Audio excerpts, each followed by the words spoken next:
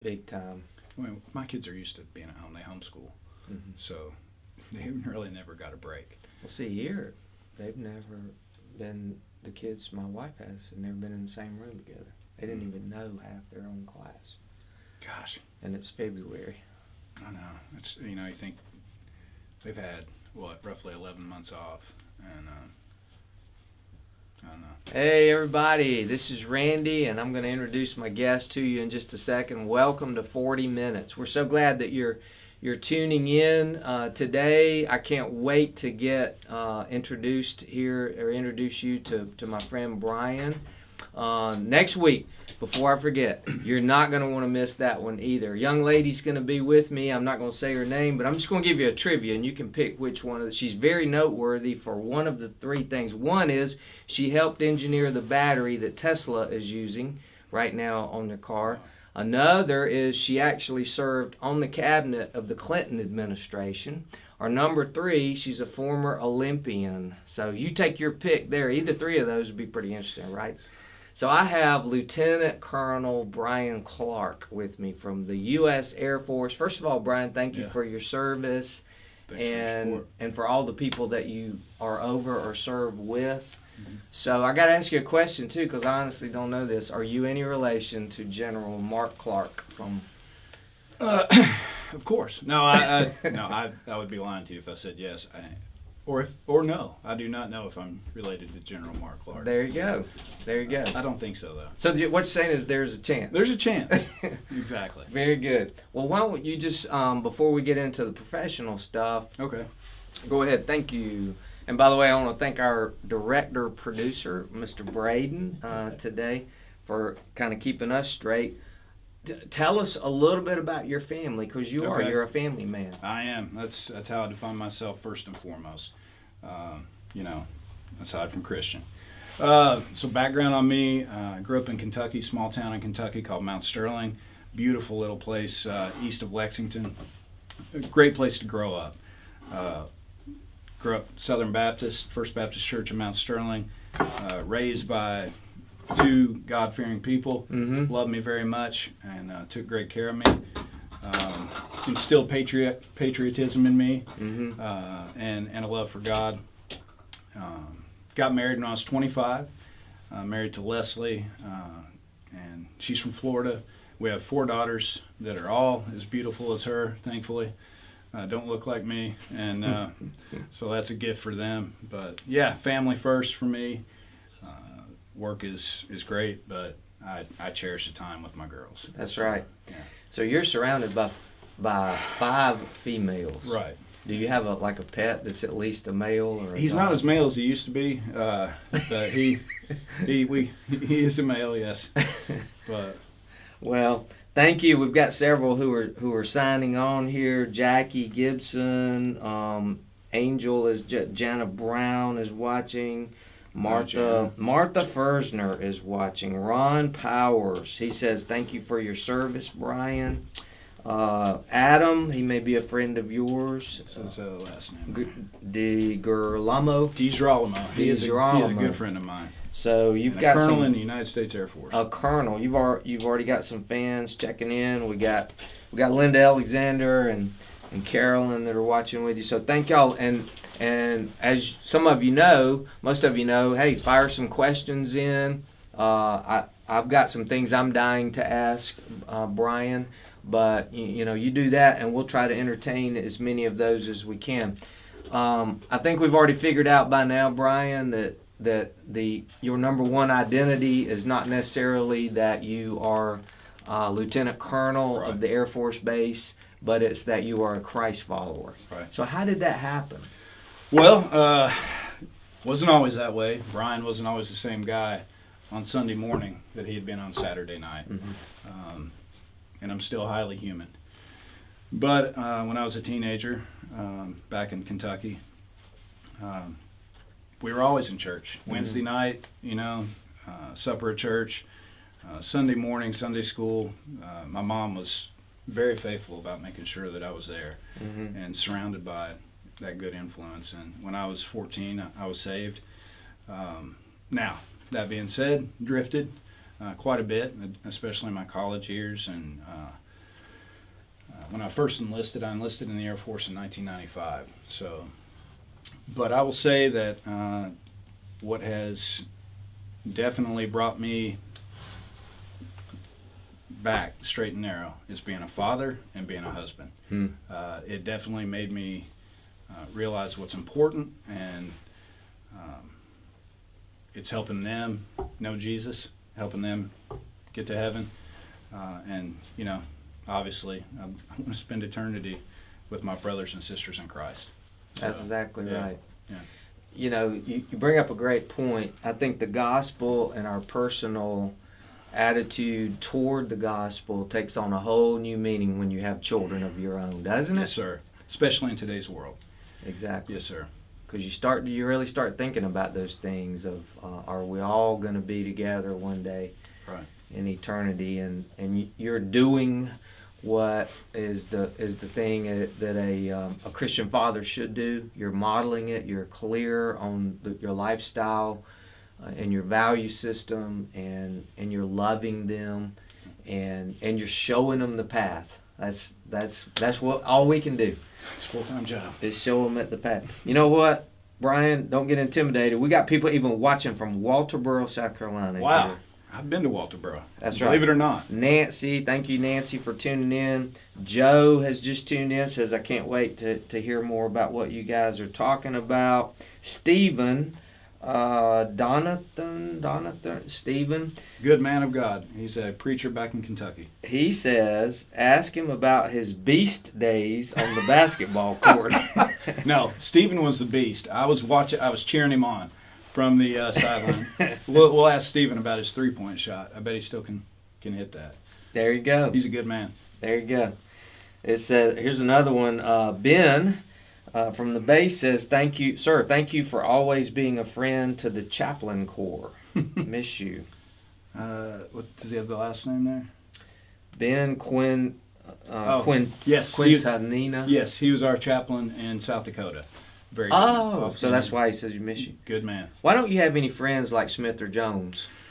Well, the Air Force, we're from all over. Oh, okay. I know. Clark, you're right. I get it. Just kidding, Ben. Chaplain Ben. Definitely a brother. So, have you ever, due to professional reasons or other personal situations, have you ever doubted your faith? Not doubted my faith, but probably haven't relied on my faith as much as I should. You're taught to rely on your training, rely on Air Force instructions or the regs. So there are times when you probably, not probably, you actually do. You tend to fall back. You're taught to fall back on things that aren't necessarily your faith, especially in the Air Force. We have to be pretty agnostic of. We can't favor any faith or religion publicly. You can't proselytize. It's not to say you have to hide the fact that you're a Christian because you wear the uniform, but there's a line you do have to walk. Yeah, I'm sure. Yeah. And that's another question I wanted to get into. Leah from Possum Kingdom is watching. I'm probably the only one in this room that knows where Possum Kingdom is. Yeah, it's a great place, though. It's a great place. Just take my word for it. I'm taking your word on it. Good people live there. It's a great place. One comment, Carl Horton says his true family values showed with taking care of his Air Force family. Carl recently retired. He lives in Myrtle's Inlet, I believe is where he's living now, but we knew each other in South Dakota and helped me get through a lot of tough times. Wow. Good man. You're getting a lot of encouragement here, and I love seeing that on here. Keep on keeping on, one person says. So let's go right to the question. How do you, in essence, Brian, in your position, because you're in a very visible position. Right. As you said in my office, I'm not the absolute top guy, but I'm not far from the top guy. Right. I know the top guy. Right. You report to the top guy. Definitely, daily. So you're in a very visible position. 1,600 people are somewhat under your charge.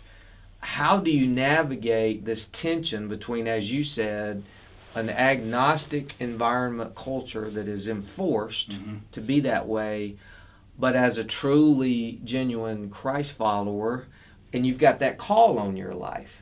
You got to be true to both of those. How do you navigate that? Well, for me, in anything in life, if it violated God's laws, I'm not. Don't sign me up for that. Yeah. I'm not there. But the Air Force hasn't asked me to do that. And truth be told, I probably have crossed the line before.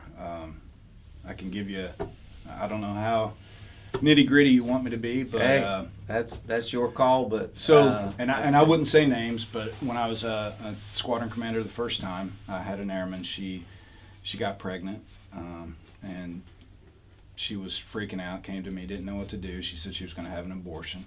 Yeah. And I asked her not to, obviously, and I told her why. I gave her my personal views. I gave her my faith-based views on it, and she did follow through, and she did have an abortion, and it was tough. I'm 46 years old. At the time, I was 42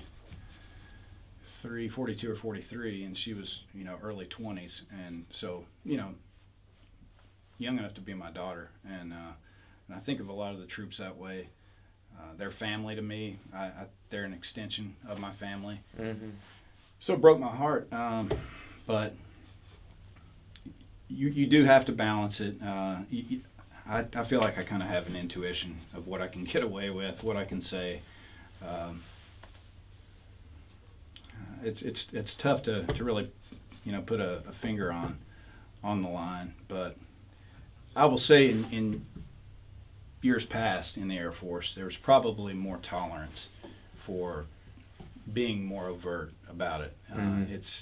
That is waning. Right. So that's what I hear. Well, you're probably a pretty good advertisement for Luke 12:12, where the writer says, he's quoting Jesus, and he says, God will give you in that hour what you have to say. Right. Because you can't possibly be prepared for the person that comes into your office and says, I'm pregnant, I'm having an abortion. The other thing, I think, it's a great case to be, as best we can, spirit-filled as men. But the other thing I think it says is, there's a quote from long ago, somebody said, a leader, a true leader, should grieve a little bit every day over something. And if you're not, I can relate to that. If you're not grieving over that young lady that you could not influence the right way, or you're grieving over the dysfunction of somebody or the brokenness of somebody you're trying to lead, there is something, I think, missing in us as leaders. I think if you can be indifferent to that, I don't know that you are a leader. I mean that. I don't think you can be that aloof and not tuned into your people so little that something of that magnitude in their life does not. If that doesn't affect you, I wouldn't want to work for you. Right. But I wouldn't want to be in charge of people if I was that way. Well, that's a great point, because I think that's part of the definition of what we hear so much today when somebody says, oh yeah, I respect him because he's real. Isn't that a part of being real with your You have to. men? Yeah, absolutely. You have to be. And I think, I don't know, you probably got comments coming in, but I don't think anybody that's worked for me will ever say that I am not real. Probably too real. If there is such a thing, I'm transparent. I'm an open book with my people.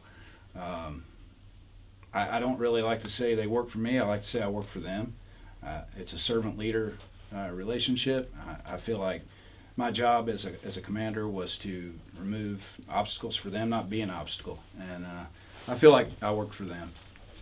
Yeah. That's B.L. Clark says he's blessed to know, talking about you, he's blessed to know what to say at the right time. He is very compassionate toward others. That would be my wife saying that. Thank you, Leslie. Oh, that's the L. Yes. So we set up. Yeah, we share a Facebook page. I'm that guy. I'm glad you prompted her to and gave her some word, gave her some comment. Thanks for typing the right words, Les. I guess she's got an alias somewhere in here too. I don't know it's her now. So let me shift gears a little bit. In your position, my guess is you have a really top secret security clearance. I have a top secret. Yes, I do. So I know there's like a world of things I cannot ask you. Right. Or you could ask me. I just might not answer you. Well, this one you probably won't have a problem for. I've been wanting to know all all my adult life. Tell us about all the UFOs that are flying around your pilots and all that you. I can't comment on that. I had to. It would not end well. So you heard it here first, y'all. The no comment. What's that tell you? Pleading the fifth. So, tell me. I mean, we all have the balancing act of family and career. Right. Now yours is a little bit different because you are Right. you are in the military, Right. and that comes with a whole new set of demands and all. But you got 4 daughters. Right. My goodness, how I think that if we're honest, that word that creates so much guilt in us guys and ladies sometimes of balance. Right. You live a balanced life. I think that's a myth. I don't think that maybe that's what we ought to be striving for, because who can possibly be balanced perfectly nowadays? Not perfectly, but I would argue you can balance. You prioritize what's important to you, right? Yep. How many times have you said, I didn't have time to work out today? Mm-hmm. No, you had time. It just wasn't a priority. You didn't make the time. Right. So, no, I think to say that you can't have that balance, that's if you don't want to. And the Air Force will take, like any job, like I asked you, when do you get to go home? You were on the phone. You reminded me a lot of my days when I got here, super busy. And you do just have to make the time. I don't want my daughters, when, they're, putting me in the grave, to say, Dad never had time for me. Right. And I don't want my wife to ever say, he put the job before me. Now, there are days, I've deployed a couple times and, been gone for months at a time. There's nights when, hey, I'm not going to be eating dinner with you guys tonight. So Right. you have to do that. But if you make that the priority, I think that sends a message to your family of what you truly value. Well, that brings up another good thing I want to ask you, Brian, is I think a man in your position, obviously, there's a pretty strong sense of personal discipline.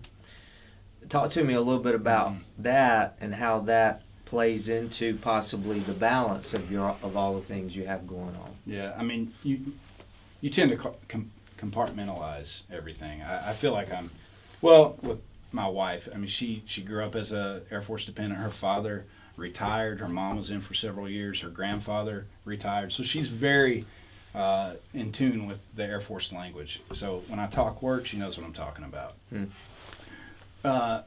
So I probably don't compartmentalize with her as much, but with my kids I do. I mean, they don't. Work is work. They hear me and having a meeting at the house, they're like, I have no idea what Dad's talking about. It sounds really confusing. But then I try to turn that off and go be the soccer dad, or, we'll go outside and play, or, we like to camp. I feel like I have found a balance where I can give the job what it deserves, but I can also give my family what they deserve. Mm-hmm. So I think I answered your question. Yeah. By the way, your brother in Kentucky just logged in. Okay. He said, Michael Paul? Yeah. Michael Paul. Yeah. So take me through a typical day.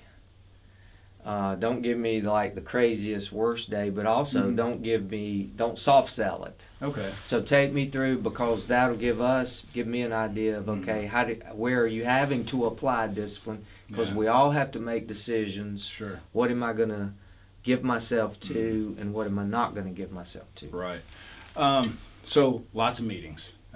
In the position I'm in, we make decisions, more strategic decisions for the units that gets pushed down to the tactical level.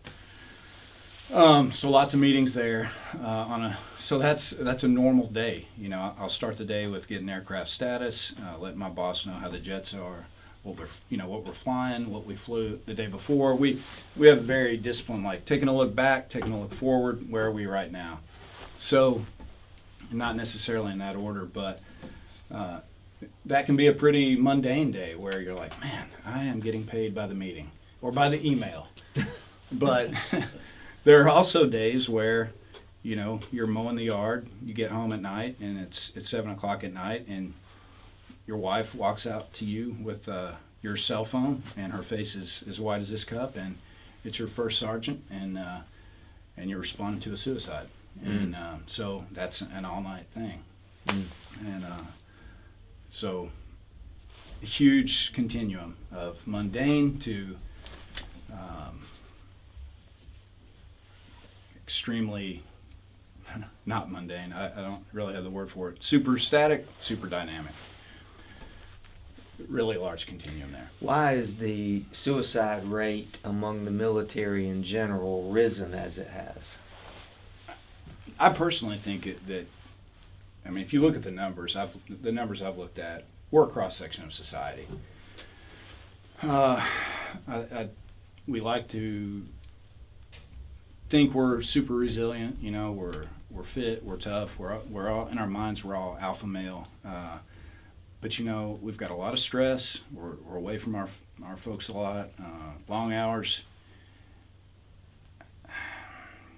I think we're just a reflection of society where we may not value life as much as we should as a society.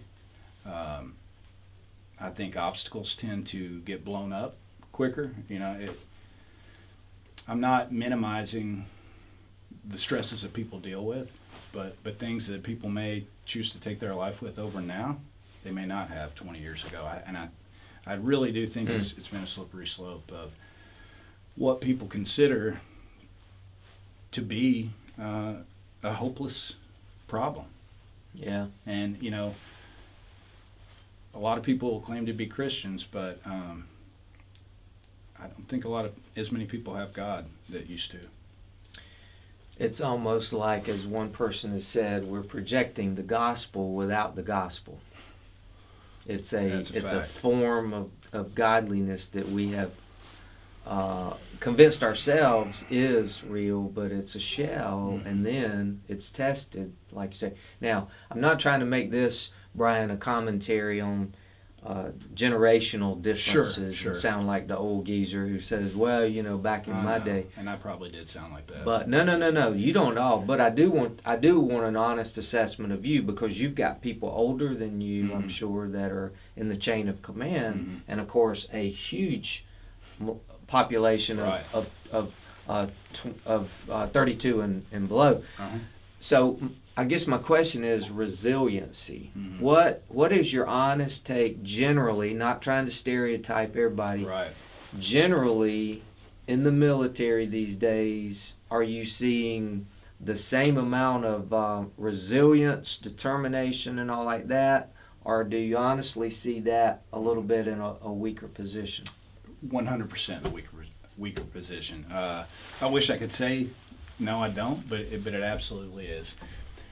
And if there's somebody out there watching who is 32 or below, I'm not. This is a generalization. Obstacles are met with, pills these days. Mediocrity is rewarded more these days. So I think, as a cross section of society, we're seeing people who maybe can't deal with adversity as well as in the past. Mama, if you're watching, I remember you making me swim in a swim meet with a broken rib. I don't know that there are a lot of kids that do the butterfly in a swim meet with a broken rib. Yes, it hurt. And that was your mama. Yes. I'm still scared of my mom. So. Yeah. Well, I appreciate your honesty. Yeah. By the way, Julia Suzanne has logged in and say, do you know retired Lieutenant Colonel Brian Dickinson? He's my brother-in-law. I do not. Okay. Dickinson, was he a pilot? I don't know. Just said that. By the way, your sister Caroline is watching. And by the way, your father-in-law, Ed, is watching. Okay, good. How many relatives? How many brothers and sisters do you have?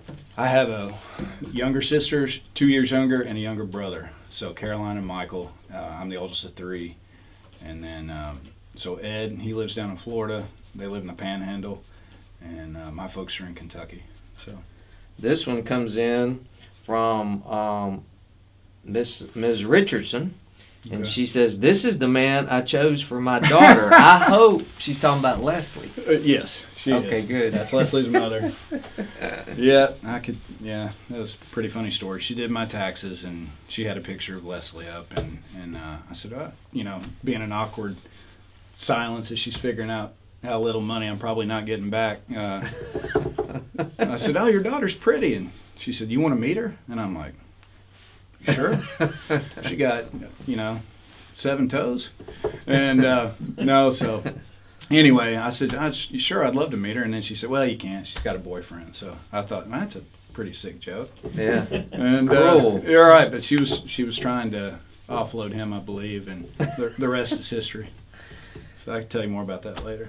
Nick has logged in, Nick Carrier, and he says, "I agree, mediocrity is accepted. That's why I love him." Brian, telling the truth. Nick is a man of God. He is a good man. He Good. lives in Oklahoma. Good. So, what is one of those things? Obviously, like, I think if I'm right, you told me like you're already over the 20-year mark. I am. Yeah, I've got 24 years in. You've got 24 years in, Yeah. so you have already gotten to the career stage. Right. 24 years later, what still gets you out of bed with like this eagerness to get on with the day? What does it? So the eagerness is definitely not as robust as it used to be. I'll just be honest. But the fact that I raised my right hand, I mean, I swore an oath to defend the Constitution and serve the people of this country. I love America. I think God has provided so much for the people of this country, for this nation. And I want to preserve our way of life. And that's why I chose, this as a career. I started out, I didn't have career ambitions. I wanted to get money for college. You can ask my dad when he, said, "Hey, I'm not going to fund your experiment. You're going to go figure out, life on your own," because I had already wasted enough of his money my freshman year of school. So I seemed to enjoy it. I did about 5 years as an enlisted guy and went back to school and then became an officer. So I didn't start out as an officer. I was enlisted first. And I think part of my desire to be an officer was to help take care of enlisted, be the leader that I wanted to have as a young guy. Right. So you earned the right. I'd like to think so. I mean, again, God's providence. So. Well, in the military, one of the good things about the military is there's a clear chain of command. Sure. And everybody's pretty clear on that. If they're not clear, they help them get it clear. Right, yeah. Clarified. We'll make it evident, yeah. So, and you've been around long enough, how do you spot, not that we're here to judge any man Sure. or woman, how do you spot somebody who is what I call a positional leader? Mm-hmm. Oh, he's the boss because he's sergeant. Right. As opposed to what I would term more of a true leader who may have the position or he may not have, because you've seen it. You've seen privates who are as influential Oh, yeah. as 3 ranks ahead of them. There's informal leaders in the organization. So what comes to mind when I say spell out a difference? Because, we'd all rather be that informal Right. leader, the natural leader, than the position. If you got to flash your bars or you got to show them an organization chart, you're really not the leader. Yeah, I think if you've got to tell somebody, "Hey, I'm the boss," you probably Are you aren't. really the boss? Yeah, you probably aren't. So what are some key differences you see in people? You can tell if somebody cares. I mean, there's. I feel like I have an intuition about it with people's personalities. You meet all sorts of folks in the military. Some that just want to climb the ladder. Yeah. Some that maybe define themselves by their rank. And you can tell. They check the boxes of leadership, but you can tell if somebody truly cares. At least I could. And I think most people have that intuition and can sense if you're sincere when you tell them you care about them. Not just say it, but prove it, do it. Give of yourself, give of your time, or if you have to, give of your money. You have to put your money where your mouth is, so to speak. I'd like to think I've always tried to do that for people who work for me, or people I say I work for. And you can tell when people truly don't care. Yeah. And there's a lot of positional leaders in the military these days, but it's not just the military; it's everywhere. So, can a positional leader become the right kind of leader? Absolutely, absolutely. I think you can evolve as a human. There could be experiences that make you realize what's important. You may not have started off that way, but I think people can change. I know Absolutely. I know in the Air Force you go through a lot of training and probably a lot of continual development and training. Is it geared toward enabling that to happen, in your opinion? So it is. Definitely it is. The intent is definitely to grow leaders. But not everybody's going to get it. They might be able to pass that test on what some general said about leadership, but do they internalize it? Do they practice it convincingly? Some do, some don't. I personally don't. I didn't glean my leadership style from a book. It's from my life, my experiences. Again, being the leader that I know that I want. Mm-hmm. Being the kind of boss that I know I want to work for. Not to say that what I want is the right thing. Right. But when I have that position of authority, I get to make that choice. Right. So that's the kind of boss I'm going to be. But right. And you know what? Not everybody responds to that leadership style. Some people just, hey, tell me what to do, point me in the right direction, and I'll go do it. Just leave me alone. But some people really do want you to make a connection with them and become, more than a boss. So in your position, part of the art of that probably is being able to identify which one's which. Right. I mean, it's like having kids. Leslie schools our 4 daughters. They all learn differently. Everybody's motivated by different things. Some people, they want that next stripe. Some people want a down day. Mm-hmm. So you've got to find what makes people click, what makes teams click. We're less individual and more team based in the military. Right. So speaking of that, Brian, we all know what's going on and has been going on in our society with the social unrest, the racial discord, the polarizing effect of where politics are right now, all that. We're well aware of that. Sure. So take me inside the base. Do you see that, your demographic, being a microcosm of our society, or do you see a much different environment? So are you asking, do I see that same division that I see on the outside? Mm-hmm. Yes and no. I mean, the division is there, but we're very disciplined about setting that aside. We've got a mission to do. We don't choose the wars. We don't choose where we send the planes. We don't choose how we react to, some international event. We do what we're told. So do I see the division? Yes, definitely. Do we handle it with probably more grace than the outside? Yes, definitely. Right, because there's probably a higher level of interdependence. Absolutely, on each other. Absolutely. So,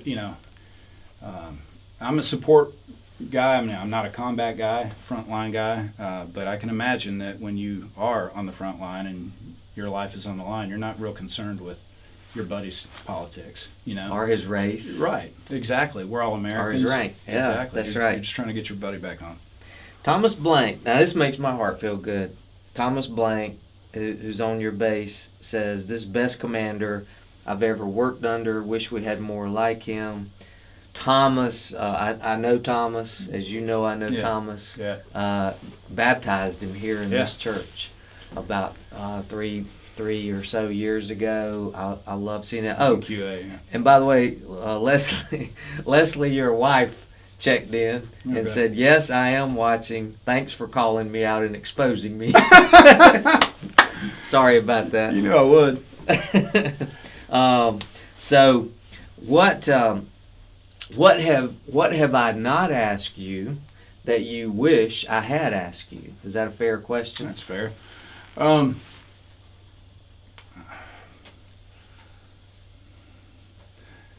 Well, you didn't really. You asked me what a normal day is. You didn't say, like, what's your worst day. Okay. I'd say the worst day, and because I do want to talk about it because it's something that I could not have done if I didn't have faith in God. Okay. And it's calling a parent and saying that their son is dead, at his own hand, and doing that twice. That's the worst day. The worst day is having an airman who punched his infant so hard that he killed him. That's a tough day. So those are things that they're exclusive of the uniform. It's stuff you deal with too, and you have to lean on your faith at that point because how can you rationalize somebody taking the life of their child or somebody who's a father of a baby and one on the way taking their own life, somebody that you care about, and somebody that I'm making that phone call and I'm calling this mother and saying, hey, I'm his squadron commander, you trusted me to take care of him and keep an eye on this guy, on him, but I'm telling you that he's not ever coming home. Yeah. And that's tough. It's tough to even talk about, Well, yeah, I can see the pain in your eyes. So nothing about your rank can prepare you for that. Nothing about your training that the Air Force has given you can prepare you for that. No, you can't. You can read books about it. You can read case studies, but no, until you're in the position, it's. So let me ask one more quick question. I think we can squeeze one more in. And thank all of you, by the way, for being on and being so interested in everything. This is one time, and this speaks well of you, Brian. We didn't have a lot of questions. We just had a lot of comments so favorable to your character. That means a lot. So, husband, father of 4 girls, squadron commander. I'm sure there's all kinds of other things pulling at you that we all have. Life can be brutal on your energy level and everything else. But what do you do to recharge your battery? Because everybody has one. Everybody has a battery that will run low. So the things that I love to do, I love to camp. I love to get out in the woods, and I love to hike. I just love being out in nature, being outside. Growing up, I loved to bird hunt with my best friend growing up. I don't do a lot of that anymore. But being with the girls, it's recharging my batteries really is seeing them excel. Seeing my 8-year-old hit a basket in basketball. Watching my 10-year-old, who is just an absolute beast on the soccer field. This cute little American girl looking, my daughter goes out there and then she's just so tough on the soccer field. Seeing that. Seeing my wife succeed with a tough math concept, that when my daughter gets it, seeing that success. Yeah. So, that puts wind back in my sails. But yeah, as far as like getting away from it, I like to get in the camper and go someplace with lots of trees and just get out in the woods. Exactly. I share that with you. Well, let me prophesy something I see coming because of what I know you well enough, Brian, and hearing from you. When those daughters are around 30 years old, 35 years old, they're going to be saying unapologetically, the reason I have such an iron will and determination, but yet a lot of personal humility is I got it modeled from my dad. Oh, I appreciate you saying that. And that's my dad, and so therefore I am both of those. I got a lot of that from my dad, so I'm glad it's seeming to be a genetic thing. Yeah. That's called legacy, I think. That's legacy. And what better thing for a dad of 4 girls to be able to look forward to is the legacy of that. So thank y'all again for tuning in. Remember, next Tuesday, 6 o'clock, Sandy, you're not going to want to miss her. She's very intriguing. She's got some amazing experiences and stories, like my brother here, Brian. So can I pray for you out there? And Brian, for you and your family also. Absolutely. Let's do that. Father, we just are so grateful for some time together to get in out of the weather, so to speak, of how life assaults us, and to reflect on you and reflect on your goodness and your power and your grace and your mercy. You're still in charge. You're still sovereign. You're still sovereign over the U.S. military. You're still sovereign over foreign affairs. You still are even sovereign over the individual nuclear family with little girls living in the home with all of those cares, because you are God, the one who loves us, and you are full of compassion. So thank you for being the God who leads us. And we close out tonight just praising you. In Jesus' name we pray. Amen. Amen. See you next week. Awesome.